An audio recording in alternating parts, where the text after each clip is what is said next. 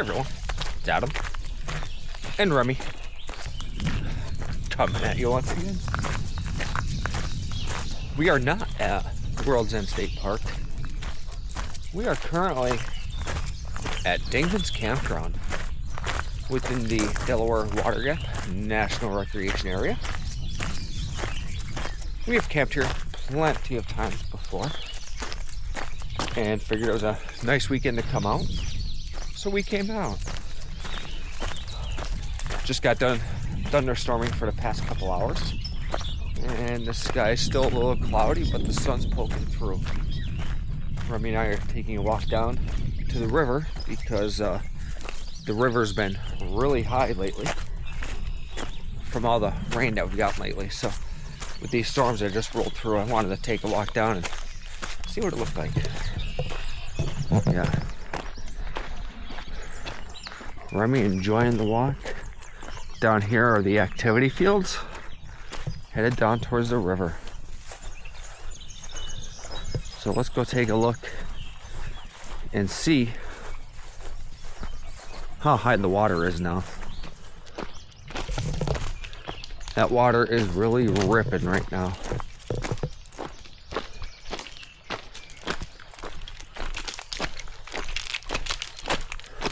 I've seen this river so low to where you could practically walk to New Jersey without getting your feet wet. And now this water, probably 20 feet off of shore here, it's probably up over your waist, maybe up to your chest right now. Look at that. The river is actually closed right now for recreational opportunities because of how high it is and the currents that are currently exist within the river. So they had the river closed down until it could get down to a safer level. Alright, we are now walking down through the river view campsites. Right behind us is where we were just at, by the boat launch area. And now we are going to walk forward here and check out these sites here. I always like these sites here are a little more open than on the other side. Not sure what site number this is. We could take a quick look and see.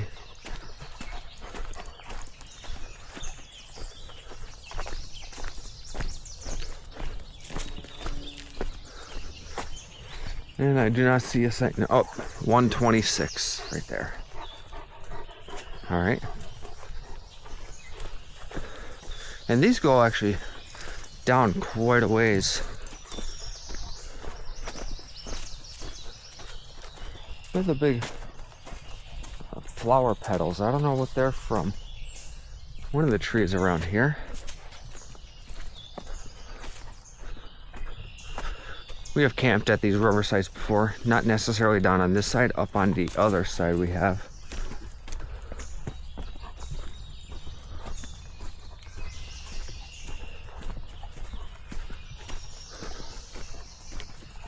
But if you wanted the river view, this is the place to be. Yeah, the river's definitely ripping from what I'm used to seeing around here.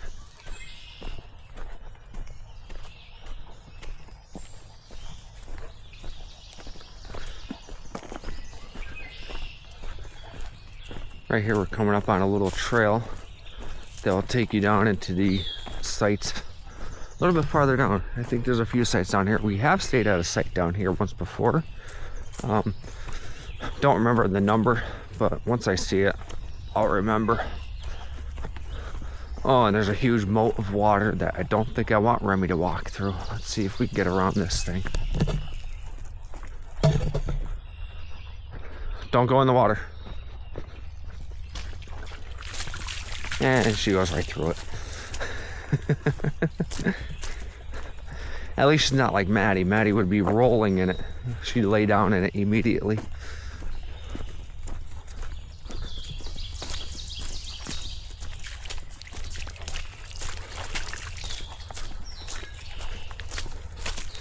I don't know if it's changed down here because I really haven't been down in this part in years.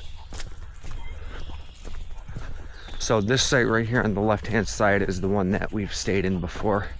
And that was the time that we did a kind of like a canoe trip down the river and camped here. It was pretty fun. This site 134. And then this 135, I believe, is the last site down here. It's funny that they have a bear box for this site, but none of the other ones down here, unless you're supposed to share it. But this is a huge site here. Look at the size of this. There's probably river access. There's probably a trail going down to the river. Yeah, it looks like right here. Oh, look how high it is. Yeah, there's a trail to go down to the river right there. But this is a massive site. You could fit a lot of people in this site. I know that I've looked at pictures of this area from like back in like the 40s and 50s, and there was all houses along this stretch of river. But this is a trail that keeps on going. We're not going to walk down there right now. Maybe a little bit later. I don't want to get caught if it starts raining again, because the sky is looking iffy. So, just a little quick walkthrough of the river site on the left side of the boat launch, I guess you could say. And yeah, I can feel the bugs are starting to come out, so it might be a little bit of a hectic night. And like I was saying about the houses, this here is a concrete foundation. It's probably from one of the houses that used to be here. And there's another one right there. All right, let's head back up towards the camper, to the forest sites, and we'll see you in a little bit. All right, we are now up in the forest, what they call the forest campsites, in the forest area, walking through. And just gonna take a walk back to the campground, back to the campsite. So let me flip you around here, and you can see this campsite right here, 55, is occupied. We're gonna come up here. We're gonna make a left and walk up past the I think it's, they call it the South Bathhouse. Not absolutely sure. But you can see there's site 54. I do have to say that this campground, there's not a whole lot of bad sites at it. And it's one of the more spacious campgrounds that you will get. Now, like this one, I'm not crazy. This is, 89 and 105, and all it is a log separating the two. But for the most part, these forest campsites up here are pretty awesome. On a busy weekend, you usually see a lot of families getting these campsites in through here, so that way they could all like mingle together, I guess you could say. It's 104, 103, 72. Pretty nice, pretty nice. These bathhouses, they just put these in, I want to say 5 or 6 years ago. They tore down all the old ones that were in here. Remy sees a squirrel. And put these ones in. They're nice, but they're not my cup of tea. The old ones had, concrete floors and stuff like that. I kind of like those better for sanitary reasons. These have like a wooden floor with epoxy coat on them. Now, if you were to me, understand, but they're still nice. They are nice. That's our camper way down there through the trees. We're just walking up through here.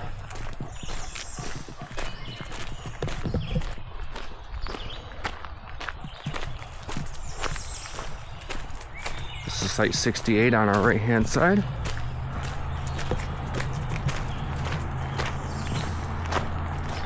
$100 and $100A. That's $100A right there.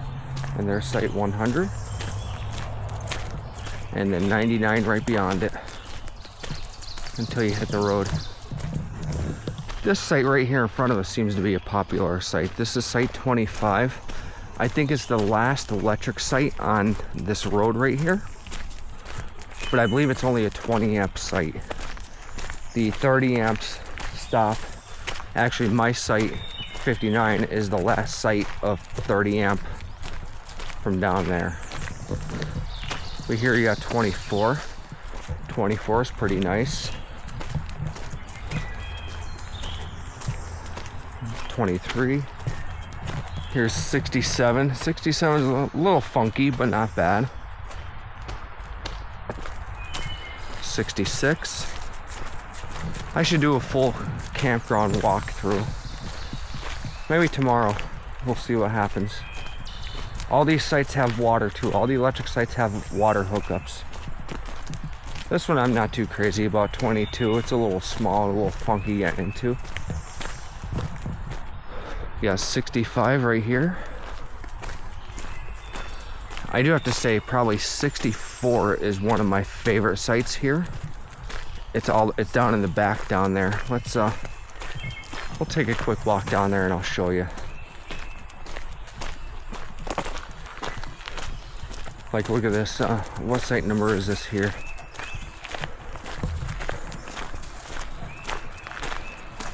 This is 21. Now, it's not good for a camper per se because of all the trees right here. But look at that area back there. We got 61 right here.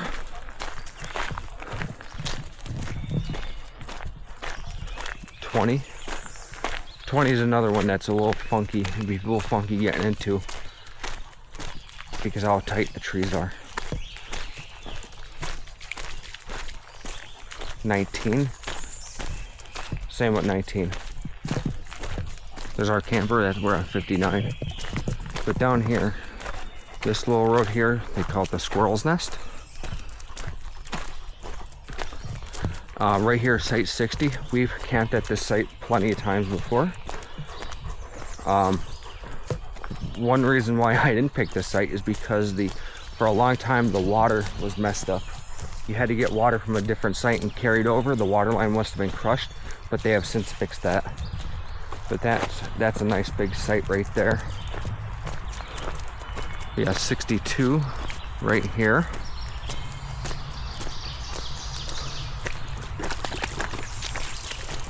Remember me getting a drink from the puddle.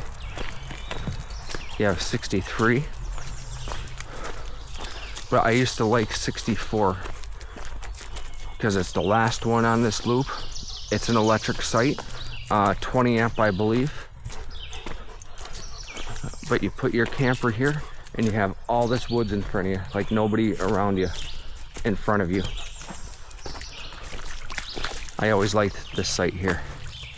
And you got the bathhouse right there and another bathhouse right there. So, all right, we're gonna take a walk over to our camper and we're gonna go over and relax for a bit. Remy, get out of the water. I'll get your water dish when we get back. All right, let's go. All right, we're gonna cook one of my favorite camping meals here, which is simply pizza. What I got here is some, these are just some pizza shells that you get from the supermarket, like personal pan size. You can use anything. Pita shells work really well. I've even done tortilla shells to make pizza. And just very simple. I got the griddles already heating up out there. And you got to go with Don Pepino's sauce. I've tried other sauces. Don Pepino's is probably the best one out there. This is actually what a lot of pizza shops actually use for their pizzas, is Don Pepino's, believe it or not. And if they say no, they're lying. I like a little more saucy pizza, so I like to put a little bit more on there.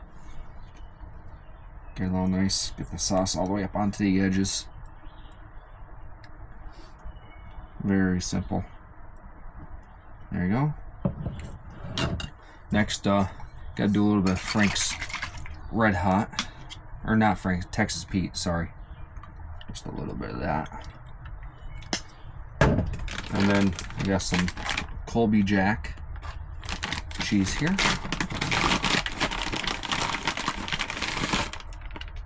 bit of that.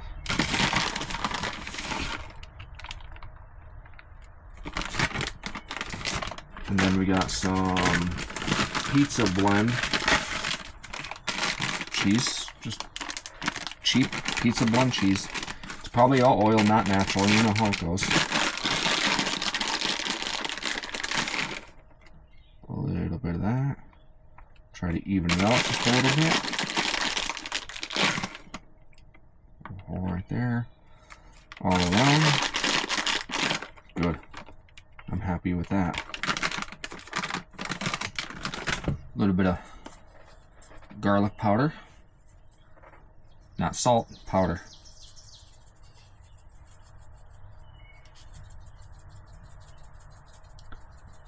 I like garlicky pizza.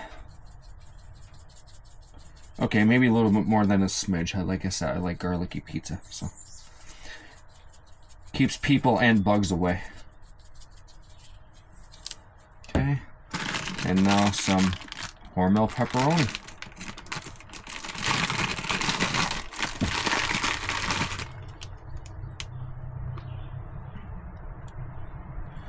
You can use any kind of ingredients that you want. Like I said, there's all kinds of pizza sauces out there. You use your own sauce.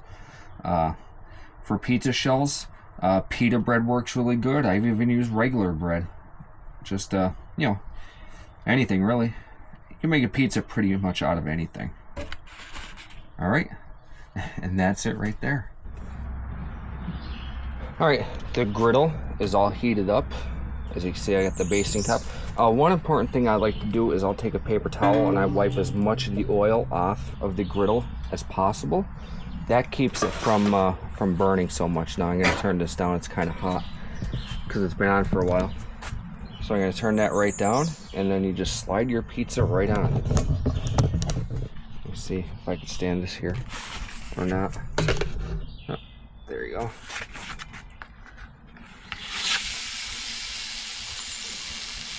I have the griddle all the way on low. There you go. In 10 minutes, we'll have a pizza. Alright, it's been about 10 minutes since we put this on.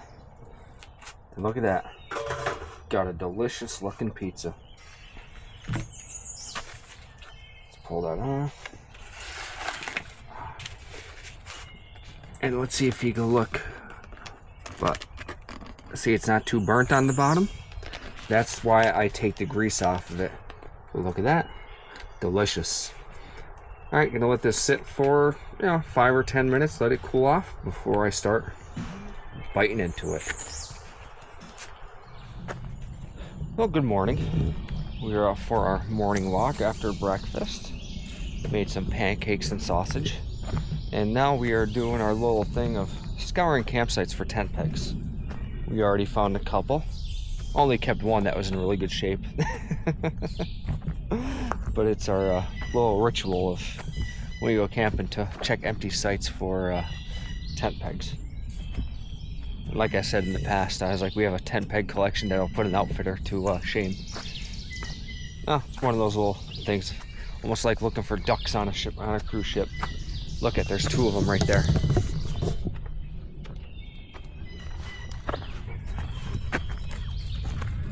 Boom. Nice ones too.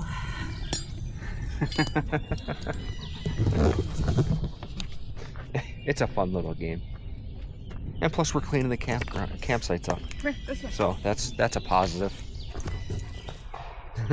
All right, a little bit of shenanigans went on. It was a little funny. We brought chicken halves to cook for dinner, and so we had them defrosting, and so we went and got wood. And wood here is really expensive. I don't understand it. For one milk crate, it's $19, and I just absolutely refuse to pay that kind of money for firewood.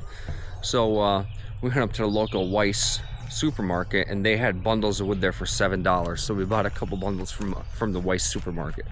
On top of that, so we defrosted the chicken while we were getting ready to cook dinner, and I got a fire going. We're gonna do it on the fire, and I go get the grill grate. It should be underneath the bench inside the camper. Well, Kathy comes out and goes, there's no grate underneath the bench. I said, what? I'm thinking, I was like, oh crap. The grate's in our camp kitchen at home for tent camping. So I guess we gotta buy 2 of them now. They do have them in the store, but they're $20, and the round ones for here, I have probably 3 or 4 of them at home, so I refuse to buy another one. So luckily I have my Uco flat pack charcoal grill, so I got that up and going. Got that all up and going. As you can see, it's going. We're getting ready. Kathy calls me in the camper. She goes, come here. I said, yeah. She goes, smell this chicken. I smelled it. I was like, ooh. Don't smell very good. So needless to say, we're not having chicken halves today. Luckily we do have chicken strips, chicken tenders, the you know what I mean, like the cutlets, but they're frozen, so we had to defrost them in the microwave. Thank God for camping with a microwave. We can defrost stuff real quick. So we're gonna make fajitas tonight, chicken and shrimp fajitas, because we have shrimp and we have chicken, so we're gonna do it that way. The chicken halves got thrown in the garbage. I don't know, they might have been okay, but I don't feel like spending the night on the toilet, if you know what I mean. So, needless to say, I got the charcoal grill going, I got the fire going, all for just nostalgia. We'll call it nostalgia. Sounds good to me. But here's our haul so far. Campsites, you know how I said about finding our tent pegs. Now there was a few more here that we found. This one's probably my favorite that I got so far. And this, I'm trying to figure out what this is for. I'm thinking that this was a flint and steel. See how it has the striker and then this held the flint? Just a guess. And then this, I'm not really sure what this is. This is like aluminum. It's threaded, as you can see right, you might be able to see right there, it's threaded. I don't know if that's from like a camera or like a rifle scope or something like that. And this one here, I think, is like the oldest thing that we found. This is some kind of tent peg or something. It looks almost like a piton from mountain climbing back in the day. And then Kathy found a pencil and found these nylon O-rings. I don't know what they're for. I have a feeling they're for like braces or something like that. Kind of gross. I'm not. Yeah. We're gonna throw those out. So, but that's getting added to our tent peg collection at home. The little things that you do to stay entertained. All right, we're getting ready to cook dinner.